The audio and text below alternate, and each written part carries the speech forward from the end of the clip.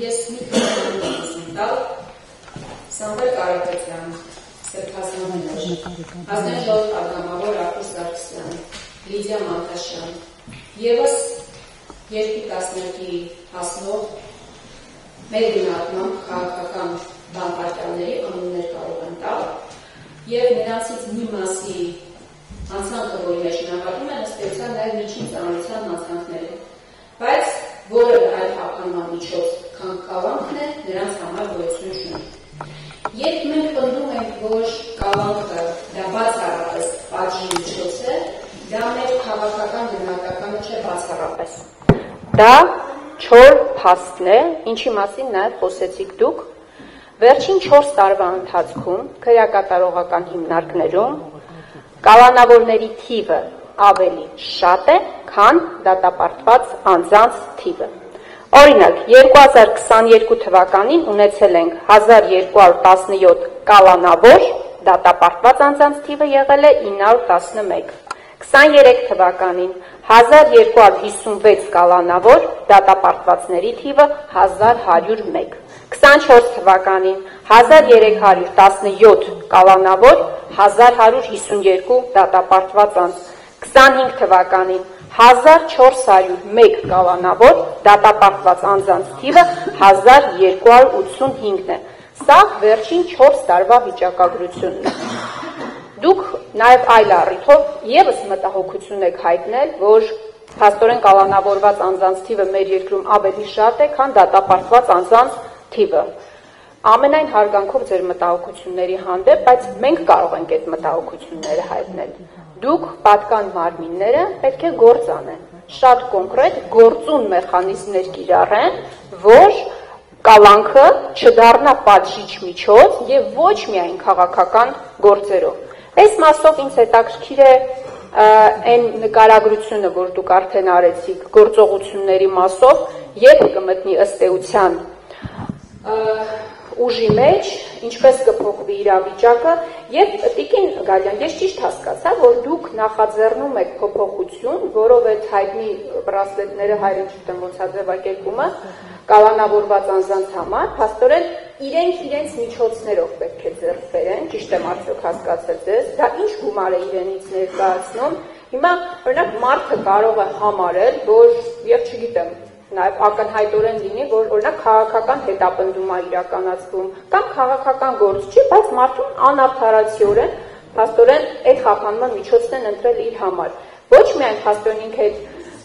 անարդարության պատին է բախվում, մի հատ էլ սեփական միջոցները պետքա տրամադրվի, որ պետությունը այդ անարդարությունը ավելի փաստորեն ամրացնի իր ոտքի վրա։ Ես խնդրում եմ ասեք, ինչ գումարի մասին է խոսքը եւ որտեղից է այդ միտքը հղացել, շնորհակալ եմ։ Խամոյան, չգիտեմ, ճիշտ հասկացաք, բայց մի մաս կար, որ երևի ես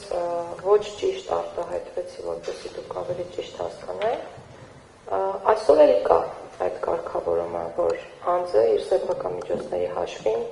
կարող է կրել խաբումամիջոց տնային կալանքը, էլեկտրոնային բրասլետի միջոցով։ Այսինքն դա նորություն չի, դա մշտապես եղել է, որ մարդը ինքը վճարի, որպեսզի կրի եւ այո, եւ դա աշխարհում ընդունված մոդել է, աշխարհի բոլոր երկրներում, որտեղ տնային կալանքը կա,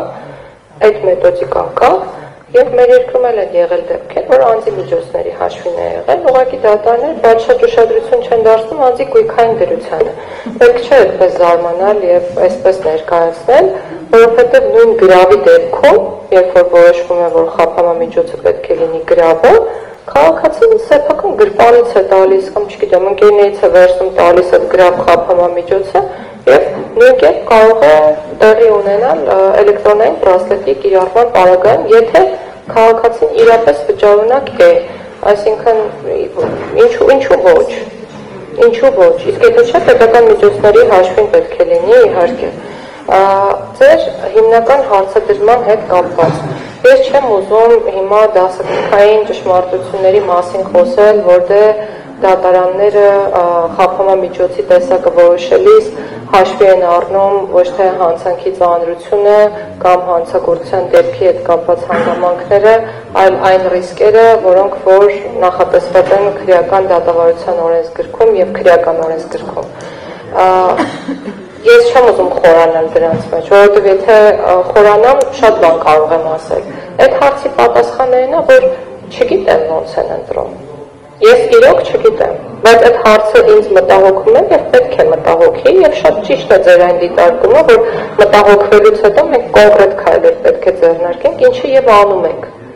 Եվ ձեզ վստահեցնում է, որ հասարակության որևէ այլ ներկայացուցիչ, այդ թվում քաղաքական գործիչ, ավելի լավ չգիտի մեր խնդիրների մասին, քան մենք, որոնք այն մարդիկ, որոնք ամեն օր այդ խնդիրներին առերեսվում են։ Հիմա մենք ունենք այդ խիզախությունը խնդիրներին առերեսվելու ու այդպես էլ անում ենք ու ասում ենք այո, այսօր մեր երկրում կալանավորների թիվն ավելի մեծ է, քան ազատազրկվածների եւ դա խնդիր է։ Եվ ես ձեզ վստահեցնում եմ, որ մեր գործընկերների հետ իրավապահ մարմինների մենք տարբերական քննարկումներ ենք ունենում եւ նաեւ մի նորություն էլ ասեմ, վարչապետի որոշմամբ միջգերատեսչական հանձնաժողով է ստեղծվել, որի անդրանիկ նիստը շուտով կկայանա եւ հարցերը, որոնք պետք է քննարկի այդ հանձնաժողովը, վերաբերելու են հենց քրեական արդարադատության ոլորտին, քրեակատաղական եւ պրոբացիայի ոլորտին։ Ինչու ենք սա նախաձեռնել, որպեսզի անընդհատ երկխոսություն լինի մեր իրավապահ մարմինների, այսինքն մեր քաղաքականություն մշակողների, իրավապահ մարմինների եւ դատարանների միջեւ, որպեսզի մենք կարողանանք միասնական մոտեցումներ ունենալ։ Միջգերատեսչական հանձնաժողովի կազմում գիտեք մոտավորապես ով է։ Այն մարմինների ներկայացուցիչները, որոնք որ ես թվարկեցի։ Շատ բան։ Տիկին Գալյան, նորից ամենայն հարգանքով ձեր մտահոգությունների հանդեպ։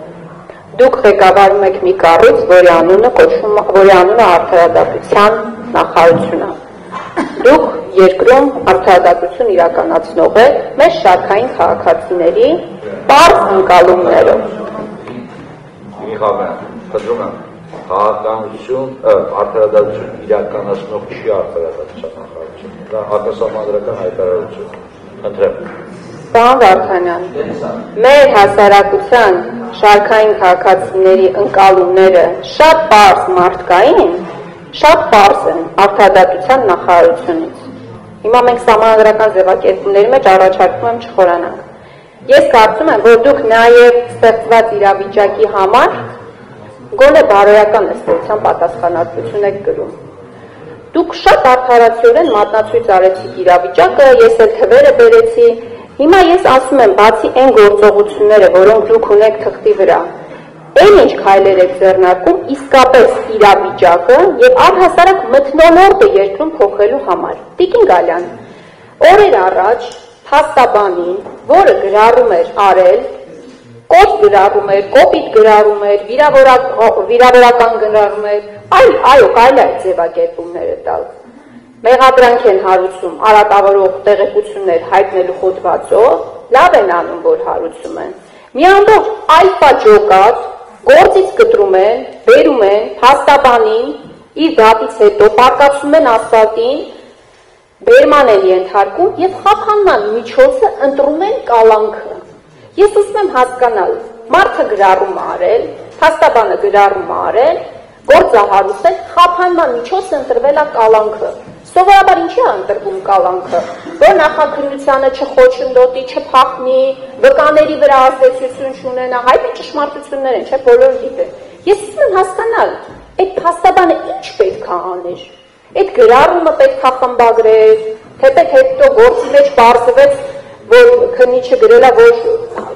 ման են գալիս հայտնի ավագ գործընկերոջը, ով չգիտեմ ինչ խորհուրդներ է տվել գրառումը կատարած փաստաբանին։ Այսպիսի աբսուրդային ձևակերպումներ։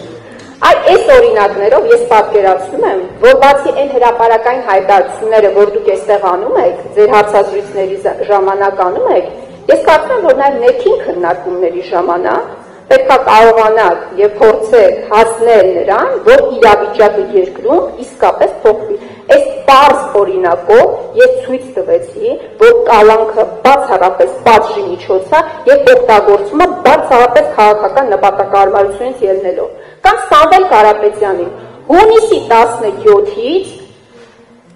գործը օրինակ չի ուղարկվում դատարան։ Այդ մի նախադասության համար կալանքը ընտրվել է որպես խափանման միջոց։ Ես կարող եմ բազմաթիվ օրինակներ բերել։ Միքայել Աճապարյանի մասով։ Մի դեպքում դատախազությունը համարում է, որ այդտեղ հանցանք չկա, մի երկու ամիս հետո մտածում ասում է, չէ, ամեն դեպքում ոնց որ հանցանք կա, խափանման միջոցը ընտրվում է կալանք եւ միջին ծանրության հոդվածով 2 տարի ազատազրկման է այսօր դատապարտված սրբազանը։ Այս ամփոփում եմ։ Այս բոլոր դեպքերը նկատի ունեմ եւ այն անարդարադատությունը, որը տեսնում է շարքային քաղաքացին։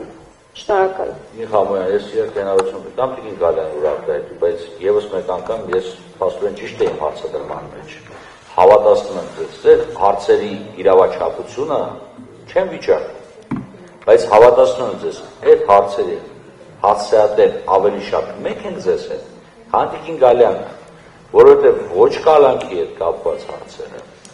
ոչ դատավարության ժամկետների հետ կապված հարցերը, ոչ դատավորի վարկագծի հետ կապված հարցերը, բացառության այն մասի, որը վերաբերում է կարգապահական վարույթը։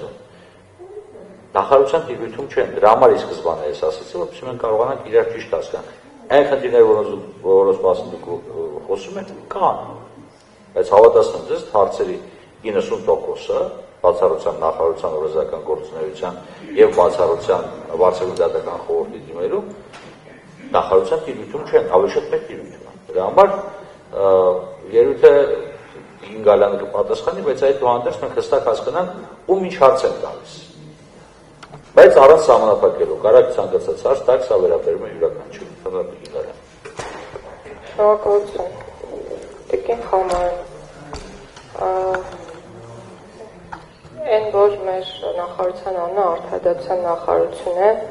չի նշանակում, որ ինչպես պարոն Վարդանյանն նշեց, մենք պատասխանատու ենք մեր երկրում արդարադատություն իրականացնելու համար եւ այն, որ մեր նախարարության անունը արդարադատության նախարարություն է, չպետք է քաղաքացիների մոտ թյուր ընկալում ստեղծի առայն, որ մեր երկրում արդարության մթնոլորտի արդարադատության իրականացման պատասխանատուն նախարարություն է, որովհետև նախարարությունը որևէ երկրում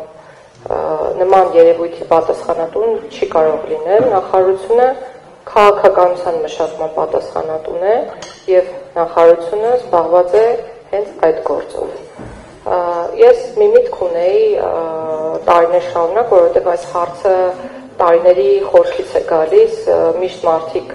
շփոթմունքի առաջ են կանգնում, նույնացնում են արդարադատության նախարարությունը արդարադատություն իրականացնող մարմինների հետ, եւ միտքս այն էր, որ պետք է նախարարության անունը փոխենք ոնց որ այլ երկրներում է եւ դարձնենք օրենքի նախարարություն օրինակ, բայց հետո մտածում եմ ցանկացած հակաօրինական արարք, որ տեղի ունենա մեր երկրում, Ministry of Law, որ շատ երկրներում այդպես է կոչվում, Ministry of Law, բայց հասկացա, որ բոլոր հակաօրինական արարքները էլի կկապվեն այդ նախարարության հետ ու մենք խնդիրը դրանով ըստ էության չենք լուծի եւ կրկնում եմ, որ նույնիսկ բարոյական դաշտում այն ամենի համար, ինչը արդար չէ